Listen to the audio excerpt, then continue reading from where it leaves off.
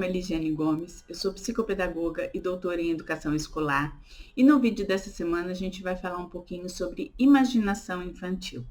Mas antes, lembre-se de se inscrever no canal e assinar o sininho das notificações para receber os nossos conteúdos.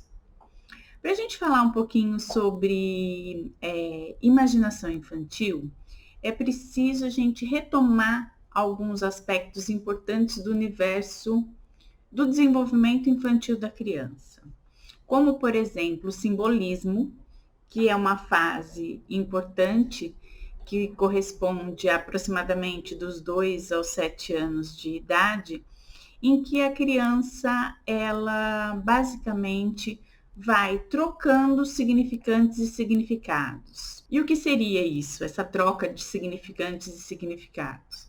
É que a criança, ela vai utilizando algumas funções para os objetos que não correspondem às suas funções originais. Então, por exemplo, uma caixinha pode ser um carrinho, pode ser um avião.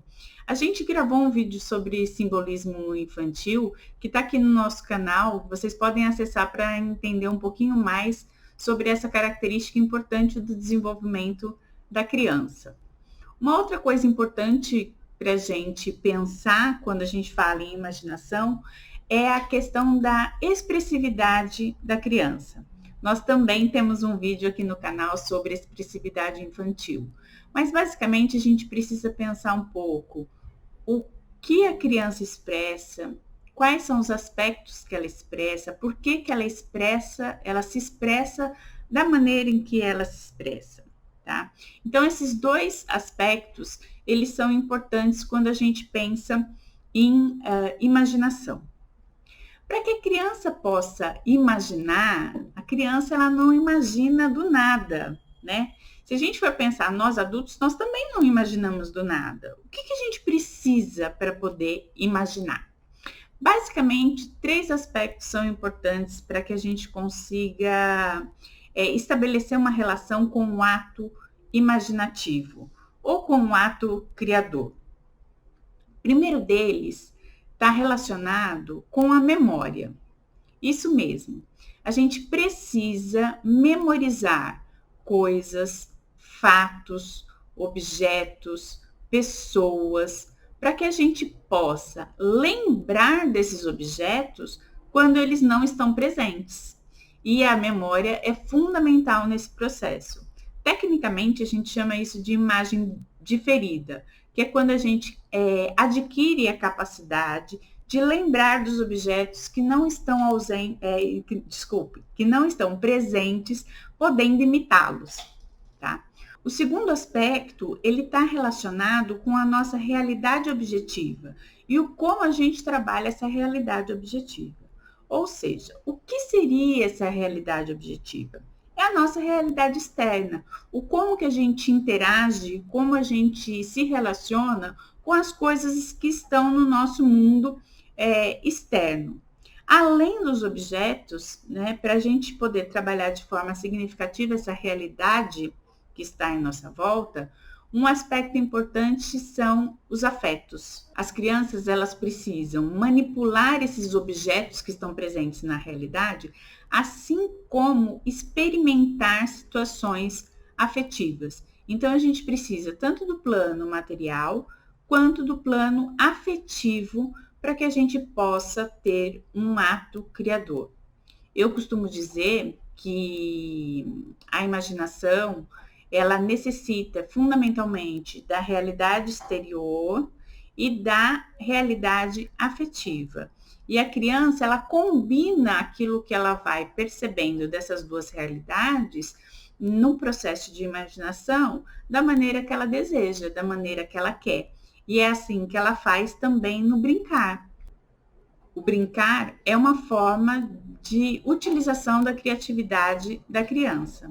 A terceira e última relação importante do ato criativo, ele está relacionado com o produto final da criatividade. Ou seja, o que a criança está manifestando, o que ela está expressando, o que ela conseguiu criar a partir da sua memória, das suas experiências subjetivas, afetivas, e de como ela manipulou essa realidade objetiva.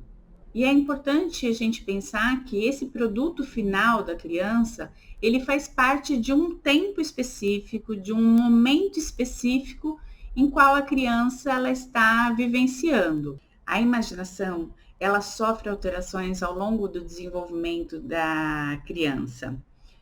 A gente percebe que ao longo aí desse desenvolvimento, a imagem-memória, que é fundamental para o processo de criação, ela vai se deslocando.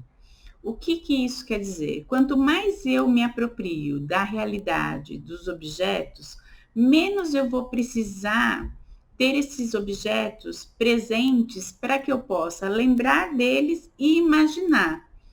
A criança pequena, ela tem uma expressividade muito mais espontânea se a gente comparar isso com criança, se a gente for comparar ela, a expressividade dela, com crianças maiores. Por quê? Porque a criança pequena, ela vive um misto de realidade e fantasia. Então, a criança ela não fica muito presa aos aspectos, as características de um objeto. Essas características do objeto e sua imaginação, elas vão aí tendo uma associação, às vezes, até mesmo que direta. Enquanto que as crianças maiores, elas procuram ficar cada vez mais fiéis à expressividade que corresponde ao objeto real. E como fazer para que a experiência, sensível, que é aquilo que fundamenta o ato imaginativo, ele possa estar presente também nas crianças maiores. Isso é um papel fundamental, tanto da família quanto da escola, que é proporcionar experiências sensíveis. E como que a gente proporciona experiências sensíveis? Através do olhar, do tato, da visão, pedindo para que a criança possa observar elementos que por si só ela não observaria, observar uma obra de arte. Podemos também observar os aspectos da natureza, que eles vão alterando em termos de cor, de percepção, ao longo do dia, da mudança do tempo, do clima, das estações do ano. Esses são aspectos importantes para a gente trabalhar experiências significativas.